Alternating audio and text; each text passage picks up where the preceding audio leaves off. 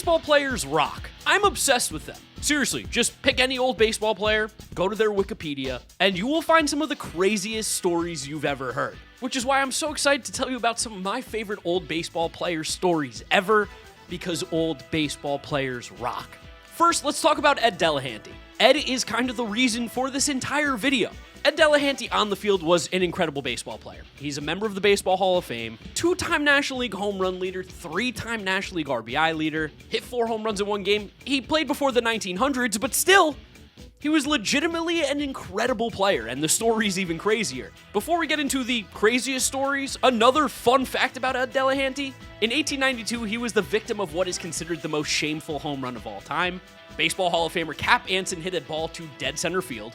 It hit a pole in center field and then landed right in what was the doghouse. For those of you wondering, the doghouse was a feature in the ballpark because they had a manual run scoreboard. Delahanty tried to reach over the doghouse, failed, then crawled into it and got stuck. As his teammate attempted to free him from the doghouse, Cap Anson scored, and that is the most shameful home run in baseball history. But here's where things get crazy with Ed, and trust me, there's even more players to talk about. I've got a long list. Ed Delahanty's career and life tragically ended in 1903.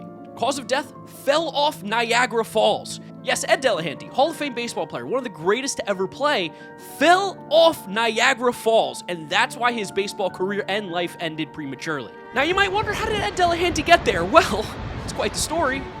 Ed Delahanty was a drinker. He consumed alcohol like water. And on a train ride to go play a game, he was disorderly, was kicked off the train, and according to people, he was brandishing a straight razor, threatening passengers, while also just downing whiskey in the other hand. After being kicked off the train, Delahanty wandered onto the International Railway Bridge, and then he either fell or jumped off into Niagara Falls, fell down the falls. His body was found a week later, and nobody really knows exactly what happened. There's a theory that there was a mysterious figure following Delahanty around. Did he commit a crime? Did he push him into Niagara Falls?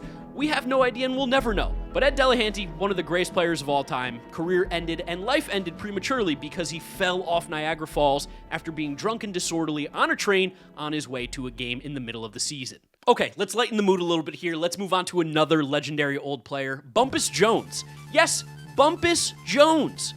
Bumpus isn't his birth name, but that's what he was known as. Now, you might have heard of Bumpus Jones.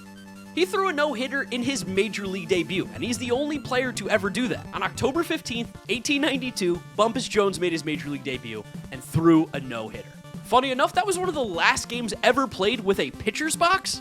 The distance of the mound was actually different at the time. It was 55.5 feet away from the plate, and it was a pitcher's box. It then got changed to 60 feet 6 inches, and became a mound. Bumpus Jones, one of the last guys to do it, and I think there's a big reason why. He's been deemed mathematically the least likely pitcher to ever throw a no-hitter. Bumpus did nothing else the rest of his career. He was absolutely horrible. Putrid. Shout out Bumpus Jones, but he has been deemed as mathematically the worst pitcher to ever throw a no-hitter. Ooh, let's talk about my boy Lingle Mungo. You are hearing that name correctly. His name is Lingle Mungo. That's crazy. It's electric. And he was a pretty good player, 5-time All-Star, National League strikeout leader, and like many of these guys on this list, he was a character. He was very outspoken, a big personality, kind of ahead of his time. He loved drinking, there's a common theme here. He loved fighting, that's a common theme. And he was kind of a chaos person. Casey Stengel, Hall of Fame manager, once talked about his run-ins with Lingle Mungo, and he said that he got along just fine. I tell him I won't stand for no nonsense, and then I duck. That kind of gives you a little bit of insight of to what kind of person Lingle Mungo was. Here's where we have some fun now. Mungo was caught with a married woman in Cuba. Mungo punched the husband of the married woman in the face when they caught him. He was then attacked by the husband with a butcher knife or machete, which then required Babe Hamburger, which also, that's a crazy name. Hamburger had to smuggle Mungo into a laundry cart, bring him to a seaplane that was waiting for him to escape the country, and that's how he got away from it. How do we even have that information? Talked about loving fighting. He was an insane teammate as well. His teammate Tom Winsett once botched a fly ball during a game. Mungo went absolutely insane, started breaking everything left and right, and sent his wife a telegram stating that she could be playing the outfield if they're letting Winsett play the outfield. Anybody basically can. He was the most fined player of his era, paying over $15,000, which was a lot of money. He played a long time ago. After baseball, Mungo's crazy story continues. Dave Frischberg, a musician, made a song titled Lingle Mungo, which was popular in the late 60s. And after baseball, he purchased and operated a movie theater, and was ahead of his time. He built a balcony for people of color, which were previously not allowed to go into the ball theater. Now Mungo owned it, and he was welcoming all. So as much of an insane person as he was, seems like at his heart he was a good guy. Okay, this is the big one.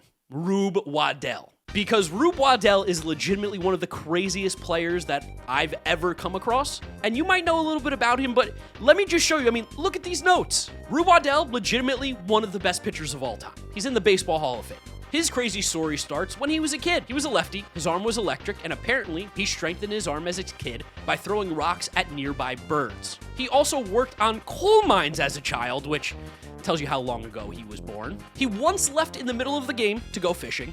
This is the pitcher, by the way, just stepped off the mound and said, it's time to go fishing. He was obsessed with fire trucks and would constantly run off the field whenever he heard one go by and chase them. Rube Waddell was infamous for disappearing at months. His offseason escapades were insane. And one time in the offseason, when his team didn't know where he was discovered being part of a circus wrestling alligators. When he was on the mound, opposing fans would try to distract him. They would hold up shiny objects, which were said to put him into a trance. And they'd even hold up puppies because Rube Waddell would run over to the stands to try and pet the puppy.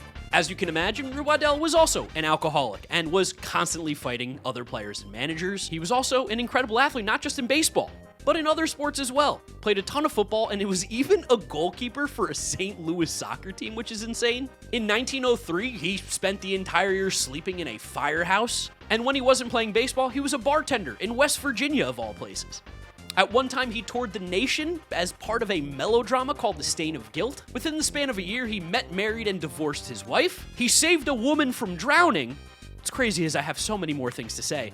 Accidentally shot his friend through the hand. I'm not even kidding, he was bitten by a lion. His roommate on the road in 1905, O.C. Schreckenghost, trying to pronounce that name right, demanded a contract clause that prohibited Rube Waddell from eating crackers in his bed late at night because apparently it would keep him up all night. There was once a fire in a department store and Rube Waddell picked up the burning oil stove to save all the people inside.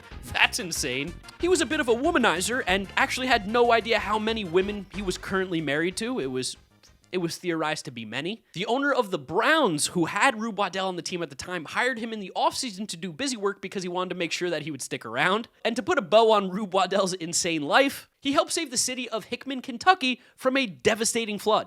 That flood happened in 1912. He later caught pneumonia, never recovered, and then died of tuberculosis in 1914. This guy's insane. We can legitimately say there will never be another Rube Waddell. Let's talk about Birdie Tebbetts. Was considered one of the best American League catchers of the late 1940s. Now for the fun stuff. In September of 1940, Tebbetts caught an assault charge during a game. Reason being, a fan threw tomatoes at him. He went over to the fan and just absolutely pummeled him. Charges were eventually dismissed, but imagine just fighting a fan in the middle of a game because he dumped tomatoes on you. That's crazy. He's one of the OG trash talkers. Loved it, said it gave his team an advantage. Tebbetts once claimed that himself and Mike Tresh had to call balls and strikes during a game because the umpire, Red Ormsby, was suffering from a dizzy spell. Like a lot of the players in the 1940s, he joined the military in 1942, and he was the player manager for the Army Flying School team in Waco. He also lied about his age. He was 5 years older than he claimed, played through his mid-40s. And maybe one of the most bizarre Time magazine covers ever. In July of 1957, after leading the Reds to a strong start to the season, Birdie Tebbetts made it onto the cover of Time magazine. Let's see, it's no Rube Waddell, but that's a fun story. I know I'm over on the SRS channel, so you guys know about Ron LaFleur, former convict turned baseball player for the Detroit Tigers. Did you know that they also had another convict turned baseball player on the Detroit Tigers? Gates Brown. How did Ron LaFleur and Gates Brown both become baseball players from being convicts? That's absolutely insane. I'm just going to start rapid firing some guys.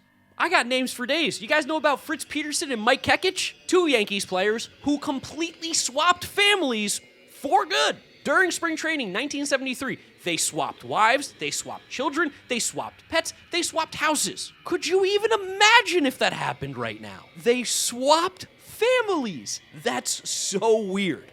That's so weird. It's the original wife swap. How about Vinegar Bend Mizell? One of the most electric names ever. Fun fact, isn't even from Vinegar Bend. 6 years after retiring from baseball, he became part of the U.S. House of Representatives in North Carolina's 5th District. You've got Harry O'Neill and Elmer Gideon, who are the 2 Major League Baseball players who died in service during World War II. Players used to stop their careers to go fight in wars. We know about guys like Ted Williams, we know about the greats, but these guys died in the war. I'm going to leave you here with 2 of my favorites. We've got Ping Bodie and Schoolboy Rowe. Also, just electric names. You don't see baseball players like this anymore. Let's start off with Schoolboy Rowe. Simply one of the greatest American athletes of all time. Played a ton of sports, was a great baseball player, and even boxed professionally in over 100 matches. What? He was kind of the OG superstitious player, carried a lot of lucky charms in his pocket. According to Rowe, he had a magical U.S. Eagle $10 coin, an enchanted copper piece from Belgium and the Netherlands, a fortunate black penny from Canada, and a chipped jade elephant from Asia. Just would have him on him all the time for good luck. He never stepped on the chalk line. When he picked up his glove, he picked it up with his right hand, dropped it with his left. And boy, did the women love Schoolboy Rowe. He ended up marrying his high school sweetheart, Edna, and once in a national interview, he dropped his most famous phrase saying, "How am I doing, Edna?" And that stuck with him the rest of his career, weirdly enough.